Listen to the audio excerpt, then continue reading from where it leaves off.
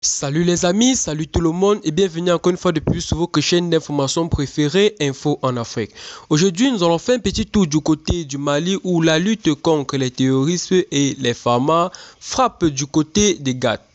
Des plots logistiques et sanctuaires terroristes documentés de la Katiba, du Marsina d'Amadou Koufa dans le secteur de Djéné, Tenankou, Ségué et la forêt de Sama dans le cercle de Bankas ont été des cibles de frappe aérienne des pharma du lundi 20 au mercredi 22 juin 2022.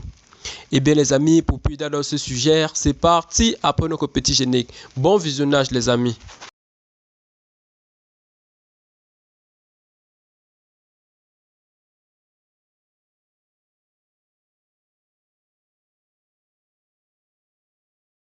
L'attaque barbare des groupes armés terroristes de la Katiba de Marsina dans la commune de Dialasagou dans le cercle de Bankas, région de Bandiagara, dans la nuit du 18 au 19 juin dernier,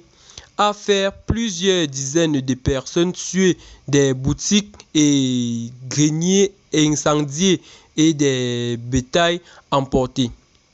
Dans un communiqué, le 22 juin dernier, l'état-major général des armées via la direction de l'information et des relations publiques des armées a informé que des frappes aériennes ont ciblé entre les 20 et 22 juin 2022. Les plots logistiques et sanctuaires terroristes documentés de la Katiba du Marsina d'Amadou Koufa dans le secteur de Djéné, Tenankou, Ségué et la forêt de Sama dans le cercle de Bankas. S'inscrivant autant pour moi dans le cadre des opérations de protection des populations et de leurs biens. Cette action en consécutive à des efforts de recherche et de précision dans des renseignements sur les autres des attaques terroristes contre les populations civiles dans le cercle de Bankas le 18 juillet 2022 et sous le leadership de la Katiba du Marsina, a indiqué le communiqué. Soumis depuis plusieurs mois à une forte pression des forces armées maliennes jusqu'à dans les zones sanctuaires où ils disposaient d'un certain confort et d'une grande influence par le passé, les groupes terroristes ont adapté leur mode d'action et orienté désormais leurs attaques lâches contre les cibles molles et les civils, désarmés ou mépris des lois de la République du Mali, en violation de tous les droits humains dans des populations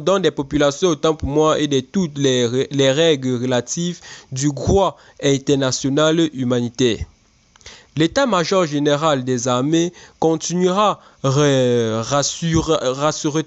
les recherches de tous les responsables de ces crimes humanitaires pour qu'ils répondent à leurs actes devant la justice et la craque des assaillants continue dans le cadre du plan Maliko et de l'opération Kaletigui et que les pharma assurent pleinement leur mission de défense de l'intégrité territoriale et de protection des personnes et leurs biens.